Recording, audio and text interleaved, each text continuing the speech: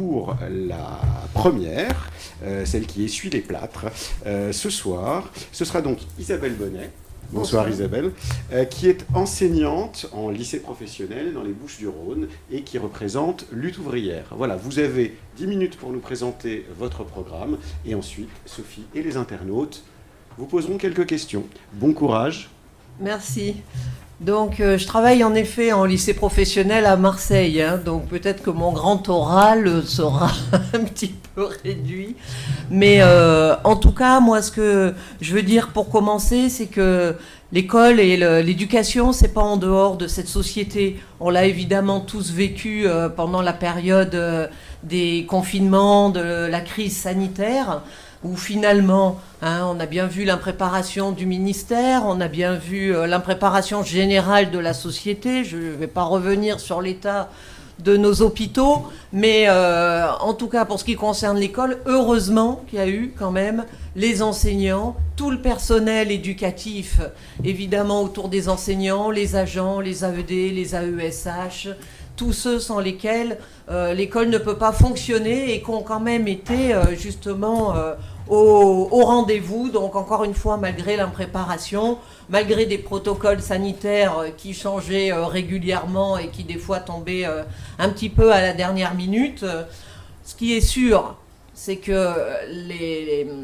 cette période de crise sanitaire a finalement révélé que les inégalités sociales et que les inégalités scolaires, elles se sont aggravées encore. On a vu, par exemple, qu'il y a eu, moi je viens de Marseille, donc les écoles de Marseille ont été fermées pendant une certaine période, et parce que des enfants ne pouvaient plus faire un repas à l'école et que personne s'était préoccupé de ce qui allait se passer quand les cantines scolaires étaient fermées. Ce sont les instituteurs, ce sont les parents de ces quartiers, ce sont les habitants qui se sont mobilisés pour faire des collectes alimentaires.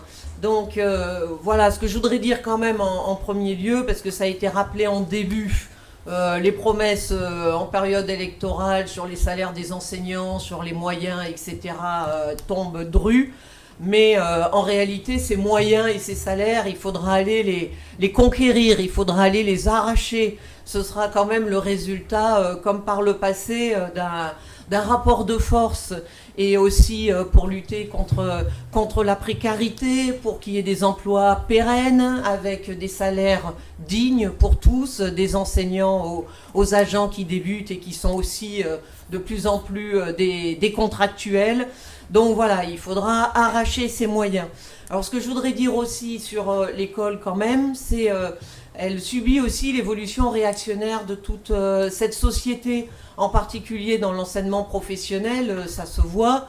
D'abord, on nous parle de plus en plus de rapprochement avec l'entreprise, donc c'est pas simplement parce que je suis de lutte ouvrière, parce que bien des collègues qui sont pas de lutte ouvrière, quand on leur parle d'être le petit doigt sur la couture du pantalon face à l'entreprise, savent ce que ça veut dire. Ça veut dire qu'on va réduire tout ce qui est culture générale, tout ce qui est formation qui peut permettre justement de faire des individus complets et de pouvoir y compris s'adapter à une situation du marché du travail qui est changeante. On va réduire tout ça au profit justement de filières adaptées au bassin d'emploi, adaptées à telle ou telle contrainte imposée par le patronat local. Donc évidemment, ce serait un sacré recul pour les jeunes issus de milieux populaires, pour lesquels l'école représente quand même justement ce que la société peut apporter de mieux. Dans une société capitaliste basée sur l'exploitation, avec ce chômage de masse, j'ai effectivement conscience que l'école, comme d'autres services utiles à la population, comme la santé, comme les transports, comme le logement, ça fait partie justement de ce qui permet de pas boire le bouillon quand on est issu des classes populaires, et voir que ça, c'est toujours plus réduit. Les moyens sont toujours plus réduits. Voilà, ça me met vraiment en colère. Donc je finirai pour dire quand même, je l'ai dit, que je pense que les changements viendront de mobilisation. Il y en a eu avant le confinement avec la lutte contre la réforme des retraites, la lutte contre la réforme du bac aussi, de l'enseignement professionnel avec cette diminution des moyens et des postes. Eh ben, j'espère que voilà, je pourrai prendre comme militante et enseignante, je pourrai prendre toute ma place dans les combats qu'il faut préparer pour l'avenir, pour changer l'école, mais aussi pour changer la société. Merci beaucoup pour cette première présentation qui appelle forcément un certain nombre de questions sur votre vision de l'école, votre vision du collège, du lycée et ce que vous portez finalement de manière très concrète pour nos métiers et nos établissements scolaires. Vous avez évoqué le rôle des services publics et notamment l'importance des services publics dans notre société, encore plus en situation de crise. Très concrètement, en termes de moyens, vous l'avez dit, hein, les moyens ont drastiquement baissé pendant ce quinquennat. Que proposez-vous en termes de moyens enseignants, mais aussi pas que les enseignants, parce qu'il n'y a pas que les enseignants qui font tourner le service public d'éducation. Est-ce que vous avez des éléments plus précis à nous apporter sur la question des moyens ? Alors, vous savez, au niveau des chiffres, honnêtement, on peut dire à peu près tous les chiffres qu'on veut. Ce qui est sûr, c'est qu'il manque des centaines de milliers de personnes dans le système éducatif.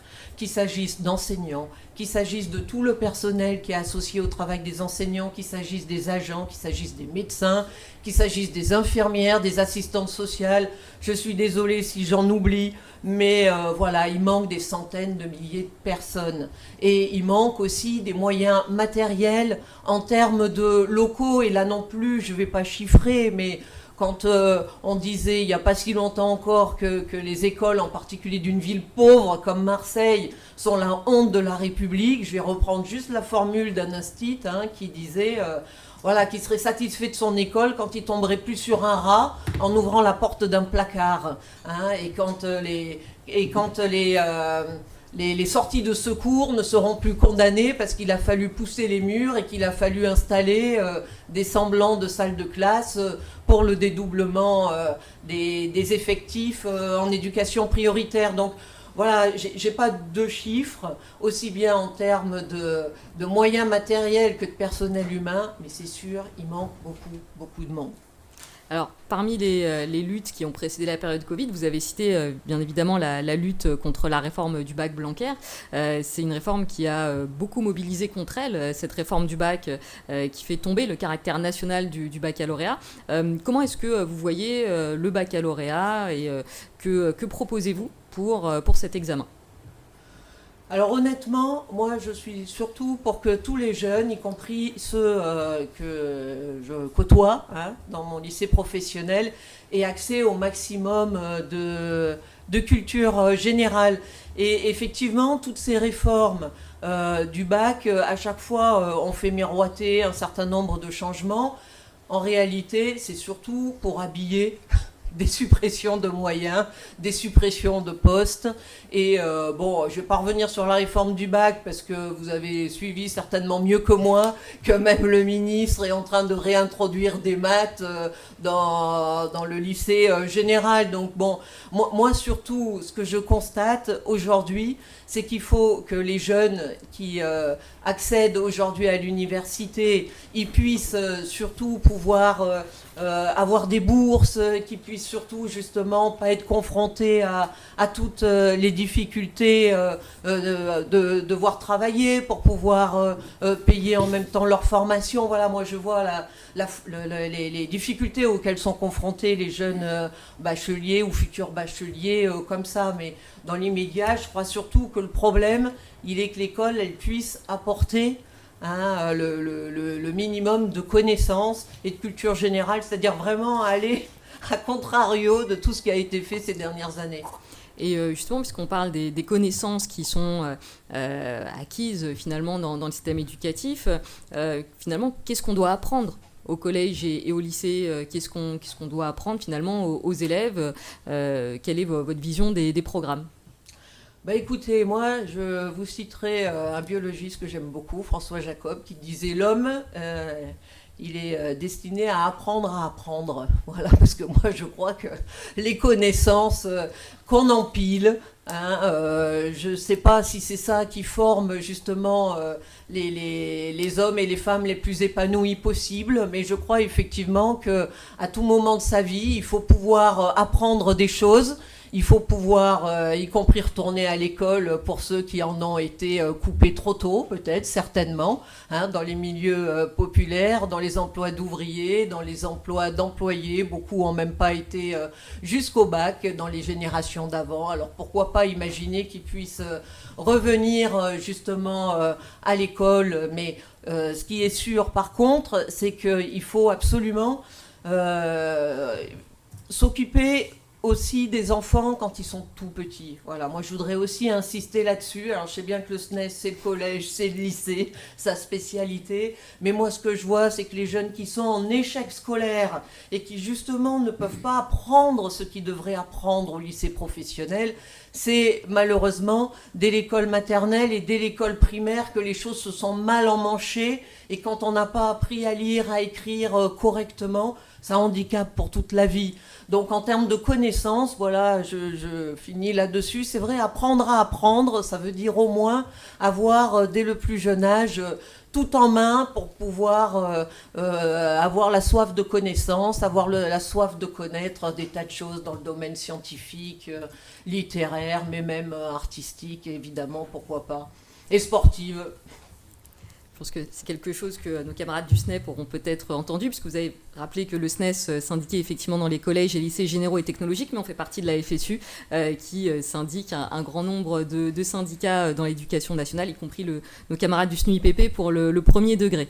Peut-être Marie-Laure, s'il y a quelques commentaires ou quelques questions, sinon après on peut aussi enchaîner avec d'autres questions. Oui, il y a déjà quelques commentaires et quelques questions dans le chat. Alors évidemment, les internautes sont d'accord globalement. Ils l'expriment, le fait qu'ils sont d'accord avec votre constat, qu'il n'y a pas assez de moyens pour l'éducation, qu'il faut des postes, mais par contre ils veulent des chiffres. Alors là on nous dit clairement dans le chat qu'on veut des chiffres. Combien envisagez-vous en minimum pour les salaires à l'embauche, et puis question aussi sur les effectifs dans les classes. Selon vous, quelle limitation des effectifs dans les classes, c'est-à-dire combien d'élèves par classe maximum faudrait-il pour enseigner dans de bonnes conditions?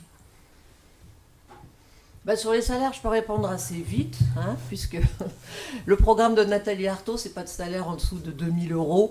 Ça vaut pour tout le personnel du système éducatif, évidemment, et des augmentations de salaire de plusieurs centaines d'euros pour les autres. Oui, parce qu'effectivement, il faut pouvoir vivre dignement de son salaire, et bon, vous l'avez rappelé, y compris pour des jeunes enseignants qui débutent, pour des précaires ou pour des AED et des AESH, c'est pas facile de se loger en ce moment dans une grande ville avec les salaires. Voilà, donc une augmentation de 1000 € au minimum. Maintenant, sur les effectifs, je suis pas forcément pour donner un chiffre. Moi, je suis partisane de l'éducation prioritaire qui a été retirée dans les lycées des quartiers populaires, en particulier donc dans le mien depuis plusieurs années. Effectivement, travailler avec des jeunes en difficulté, en petits effectifs, c'est indispensable. Mais encore une fois, je pense que là où c'est vraiment indispensable, c'est à la petite école, c'est-à-dire c'est là où se mettent quand même en place la socialisation indispensable à l'école, le fait d'apprendre les choses élémentaires qui permettront ensuite de pouvoir se cultiver aussi tout au long de sa vie. Et donc je suis pour qu'il y ait des effectifs les plus petits possible. Un linguiste que j'apprécie aussi, Bento Lila, expliquait qu'il pouvait y avoir des effectifs de 4, 5, 6, 10 enfants quand il s'agit justement d'apprendre à maîtriser les choses essentielles. Mais effectivement, je suis pour que la taille et les effectifs, ce ne soient pas des règles comptables qui les décident, mais ce soit justement des choix en fonction des enfants, des jeunes, et puis de ce qu'on leur enseigne. Parce que par exemple, si on doit faire une partie de foot, j'imagine qu'il faut être au minimum 24, par exemple. Non, mais bon, voilà, c'est pour vous dire que il y a y compris des activités artistiques comme participer à un concert ou participer à différentes choses artistiques qui pourraient se faire en nombre un peu plus important. Mais par contre, effectivement, pour revenir à l'essentiel, beaucoup d'apprentissage nécessite des effectifs réduits. Bien, merci, merci Marie-Laure. Merci pour tous ces éléments de réponse. Je rappelle que donc, vous représentiez Nathalie Arthaud pour Lutte ouvrière. Merci d'être venue jusqu'à nous et de vous être prêtée à l'exercice.